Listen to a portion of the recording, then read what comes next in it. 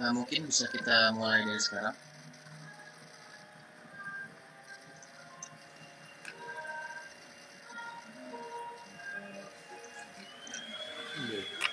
Assalamualaikum warahmatullahi wabarakatuh. Perkenalkan, kami dari perwakilan Telkom University Fakultas Penerapan ingin mempresentasikan judul karya tulis ilmiah kami, yaitu aplikasi penjelajahan indoor berbasis Android yang bersubtemakan teknologi. Dan untuk anggota tim kami terdapat saya sendiri, Muhammad Abdul Tarik sebagai ketua, Vidya Helmi Ramadan dan juga Divarsky Megadanda sebagai anggota. Dan berikut adalah dosen pembimbing kami, yaitu Bisa Pemalasari STMT. Sebelum masuk ke penyajian, alangkah lebih baik saya menjelaskan sistematika penyajian pada pagi hari ini, yaitu yang pertama pendahuluan, yang kedua terdapat tunjukan pusaka, yang ketiga metode penelitian, yang keempat hasil dari pembahasan, dan yang kelima ada penutup, dan yang terakhir terdapat daftar pusaka. Pada bagian pendahuluan, yaitu latar belakang, ya seperti yang kita ketahui bahwa teknologi saat ini sudah berkembang dengan pesat. Pekerjaan pun yang dilakukan juga semakin mudah dengan adanya teknologi-teknologi yang semakin canggih. Perkembangan teknologi saat ini juga memberikan banyak manfaat dalam kemajuan di beberapa aspek sosial. Seperti hal ini kita ingin melakukan penjajahan dari satu ruangan ke ruangan lainnya ataupun dari satu tempat ke tempat yang lain. Contohnya pada aplikasi Google Maps yang kini sudah dapat melakukan penjelajahan secara indoor. Oke, next. Nah, namun meskipun sudah ada teknologi seperti ini, setelah dilakukan penelitian, ternyata terdapat beberapa masalah terkait dengan penjelajahan indoor. Berdasarkan dari hasil kuesioner kepada pengguna aplikasi penjelajahan, terdapat berbagai poin di sini. Yang pertama adalah user ini masih merasa kesulitan jika ingin mengunjungi tempat yang baru, apalagi tempat itu cukup besar dan luas. Akibatnya ketika user ingin mencari suatu ruangan tertentu seperti kamar mandi ataupun rumah makan di mall yang besar itu akan merasa cukup kesulitan. Yang kedua, tidak bisa melakukan komunikasi jarak jauh kepada user yang ingin ditemui. Nah, ketika user tidak bisa melakukan komunikasi jarak jauh kepada user yang ingin ditemui, maka akan cukup menyulitkan ketika ingin mencari keberadaan user lain dengan tepat dan akurat. Yang ketiga, memakan waktu yang cukup lama ketika di perjalanan.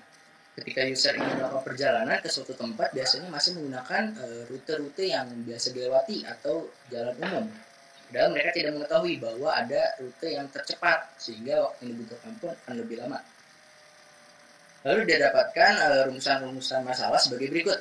Ada 3 poin. Yang pertama adalah bagaimana cara agar user yang datang ke tempat yang luas dan asing tidak kesulitan untuk mencari ruangan. Yang kedua, bagaimana cara user untuk mengetahui lebih detail terhadap posisi teman yang ingin user datangi. Yang ketiga, bagaimana cara mempersingkat waktu agar user yang ingin pergi ke suatu tempat bisa lebih cepat sampai tujuan.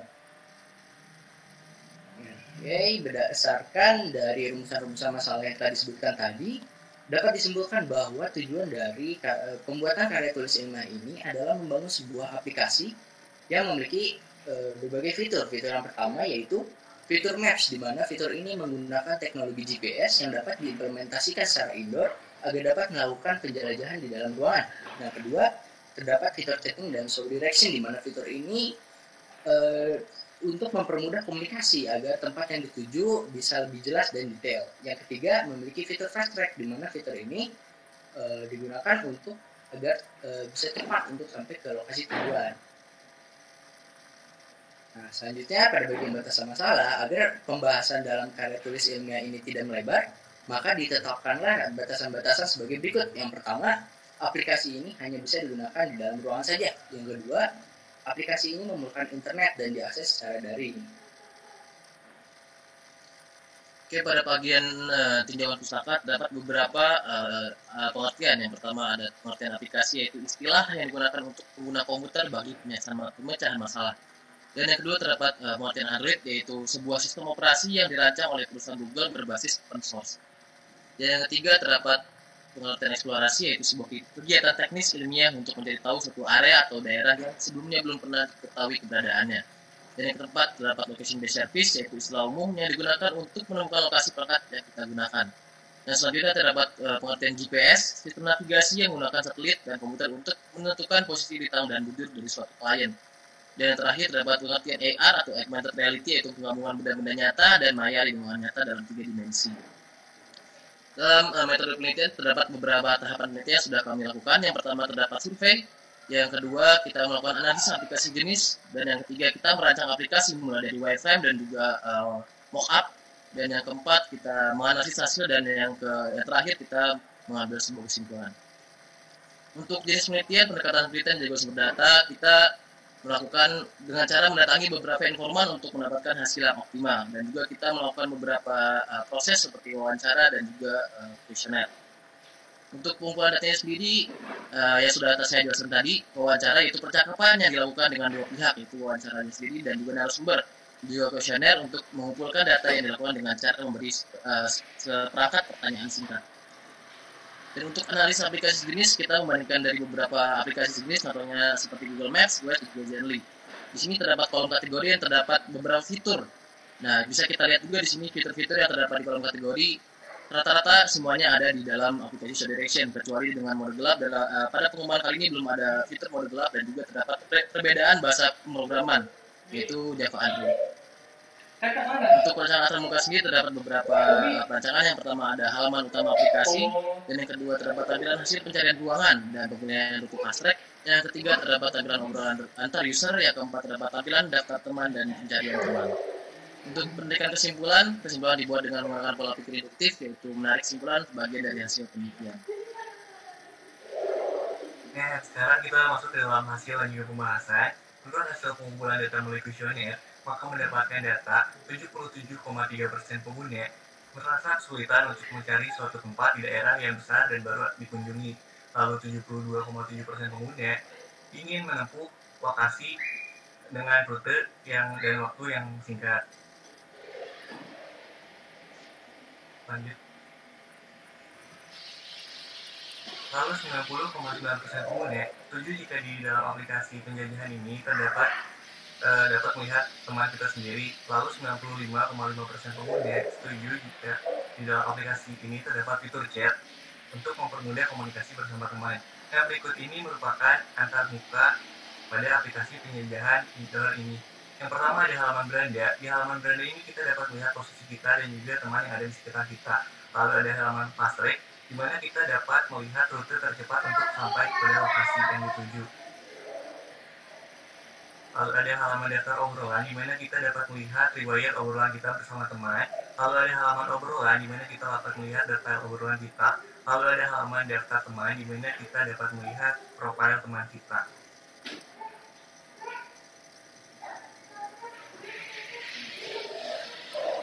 Nah, pada Show ini kita sudah melakukan usability testing pada prototipe menggunakan sistem usability scale khusus, merupakan kuesioner yang digunakan untuk mengukur usability sistem komputer menurut sudut pandang yang subjektif dari pengguna menggunakan tabel pernyataan yang sudah dipaparkan. Nah, dari 38 responden kita mendapatkan hasil kursus sebesar 70, yang artinya kita masuk ke dalam kategori acceptable atau layak untuk diimplementasikan di masyarakat. Nah, sekarang kita masuk ke dalam kesimpulan. Menurut hasil pengumpulan data melalui kuesioner dan juga wawancara terhadap pengguna aplikasi penjelajahan, dapat kita simpulkan dari data-data yang ada bahwa mereka itu setuju dengan adanya aplikasi penjelajahan indoor berbasis Android ini. Karena dari data-data menunjukkan yang cukup tinggi, 77,3% pengguna setuju jika mereka itu merasa kesulitan dalam mencari ruangan di tempat yang baru. Lalu 72,7% pengguna ingin mendapatkan rute yang lebih cepat untuk sampai ke tujuan. Lalu 90,9% pengguna setuju jika dapat melihat posisi teman kita. Lalu 95,5% pengguna setuju jika terdapat fitur chat untuk mempermudah komunikasi dalam melakukan perjalanan menuju teman. Nah, dari hasil data-data yang telah kita dapatkan, dapat kita simpulkan bahwa lebih dari 50% responden itu setuju dengan fitur-fitur yang kita tawarkan, dan kita pula mendapatkan kursus sebesar 70, yang artinya aplikasi ini layak untuk diimplementasikan di masyarakat dan semoga dapat menyelesaikan permasalahan yang sudah dipaparkan.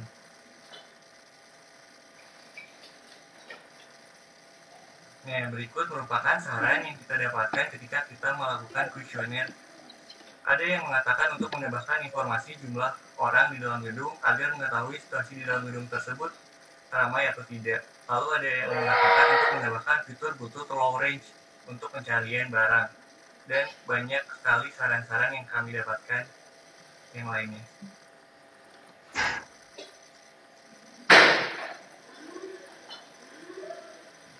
Yang berikut ini merupakan daftar pustaka yang kami gunakan dalam pembuatan karya tulis ilmiah ini.